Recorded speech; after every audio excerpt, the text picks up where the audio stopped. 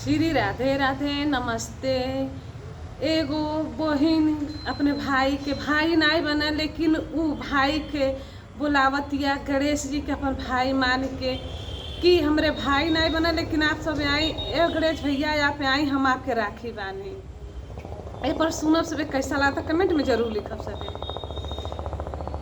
तीन डगरिया में बहिनी रोवे नीरवा बहला झर झर झर। तीन डगरिया में बहिनी रोवे अरे नीरवा बहला झुर झुर झुर। हे हमरे गणेश भैया बन जा हमर भाई तू।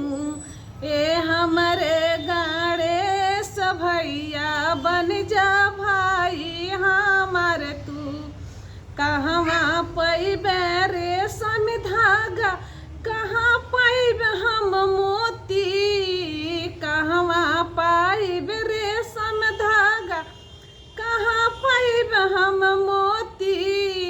ए भैया हम आँचल फाड़ के रक्षा बंधन बान्हब हम।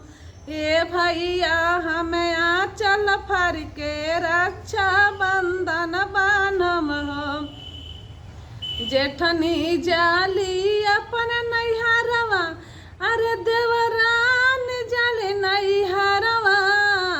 जेठनी जाली अपने नैहरवा, देवरान जाली अपने नैहरवा। मचिया पर बैठल सासु तन मारे तुहरो नहीं बन भैया। मचिया पर बैठल सासु तन मारे तुहरो न बन भैया। रोएली झरझर बहिनिया, रोएली बहिनिया।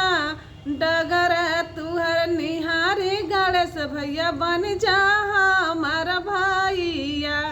डगर राउर निहारी गणेश भैया बन जा हमारो भाई।